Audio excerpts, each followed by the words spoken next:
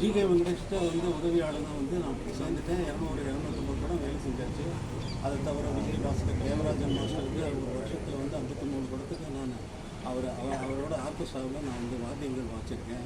தட்சிணாமூர்த்தி சாமி, Salil Chowdhury, KV Mahadevan, MS Viswanathan, இது மாதிரி எல்லா இசையமைப்பாளர்களுக்கும் வாத்தியக்கருவி வாசித்து கொண்டு இருந்தாலும் எனக்கு ஒன்று அது ஜிகே வெங்கடேஷ்க்கு வந்து நானும் வைத்தியநாதன் அவர்களும் 2 பேரும் உதவியாளர்கள்.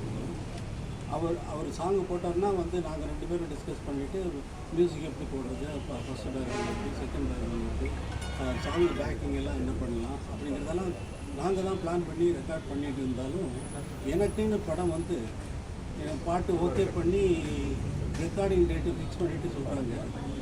அப்போ நான் நினைக்கிறேன், யோசித்து பார்க்குறேன், எப்படி பாட்டை தொடங்குறது அப்படின்னு அப்போ தான் நான் யோசிக்கிறேன்.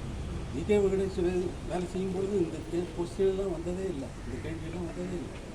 ஆனால் வந்து எல்லா படம் வந்துருச்சு, நமக்கு என்ன பண்ணுறது அப்படின்னு சொல்லிட்டு யோசிக்கிறேன்னா முதலே பாட்டெல்லாம் எழுதிட்டாங்க. அன்னக்கிளி முடிச்சு 6 மாதம் 1 வருஷம் ஆவரம்பூ மீன் நடக்குங்கிறது ஒரு ஃபோக் சாங்குடைய ஃபோக் சாங்கே அன்னக்கிளி அந்த பாட்டு. அதுவே பல்லவியாக வச்சுட்டு அவர் நதியோரம் பிறந்தேன் கொடி போல வளர்ந்தேன் அப்படின்லாம் எழுதினார். இதை வந்து எப்படி நம்ம பாட்டை தொடங்குறது அப்படின்னு சொல்லி பார்த்து தினம் வந்து சாங் அந்த பீச்சில் ஆங்கில ரேடியோவுக்கு முன்னாடி அந்த பீச்சில் நடந்துக்கிட்டே யோசிச்சுட்டே இருக்கிற நேரத்தில் எப்படி தொடங்கலாம் அந்த பாட்டை. ஏன்னா வேலை செஞ்ச அனுபவங்கள் இருந்தாலும் 250 படத்துக்கு அசிஸ்டண்ட்டாக இருந்து மியூசிக்கெல்லாம் பண்ணியிருந்தா கூட எனக்குன்னு வர்றப்ப எனக்கு தனியாக எனக்கு தனி காட்டில் வந்த மாதிரி எனக்கு ஒரு கேள்வி, எப்படி இது ஆரம்பிக்கிறது. இந்த லைன் வந்து அன்னத்திலே ஒன்று தேடலை 6 மாதம் 1 வருஷம் அப்படின்னு. அதனால் ஒரு பெண்ணினுடைய விரத காலத்தையும் இந்த பாடல் சொல்லுகிறது என்ற எண்ணத்தில் இந்த பாடலை வந்து ஒரு அம்மியை ஸ்டார்ட்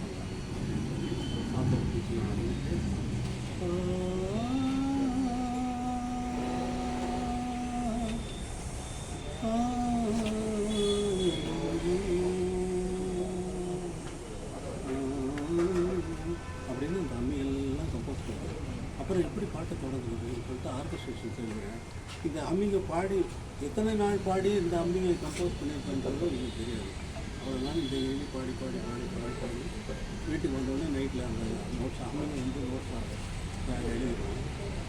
இப்போ சரி போட்டு செகண்ட் பேக்ரவுண்ட் என்ன பண்ணுவோம், டைரக்டர் அந்த நதியோரம் பிறந்தேன் இப்போ கொடி போல வளர்ந்தேன் அப்படின்னு பாட்டு எழுதியிருப்பார். அதனால் டைரக்டர் ஷார்ட் வந்து நதியோரம் தான் வைப்பார் அப்படின்னு திங்க் பண்ணிவிட்டு தன்னக்கிளி ஒன்று தேடு தகதகதம் தகதம் தகதம் அந்த போகலாம் தகதகதம் தகதகதம் அட்டால் அப்படின்னு சொல்லி நதியோரம் பண்ணுவோம். அப்புறம் அடுத்த சரணம் வர்றப்போ இப்படி ஒவ்வொரு பேக்ரவுண்டாக ஃபிக்ஸ் பண்ணிட்டு போகிறோம் ஒவ்வொரு இடத்துக்கும். இப்போ அடுத்து வர்றப்போ கனவோடு சில நாள் நினைவோடு சில நாள் வந்து கனவு பற்றி சொல்கிறா அவனுடைய பெண்ணு அது வந்து கனவு பற்றி சொல்கிறான்ட்டு ஒரு ஹம்மிங்கை வந்து பேக்ரவுண்ட்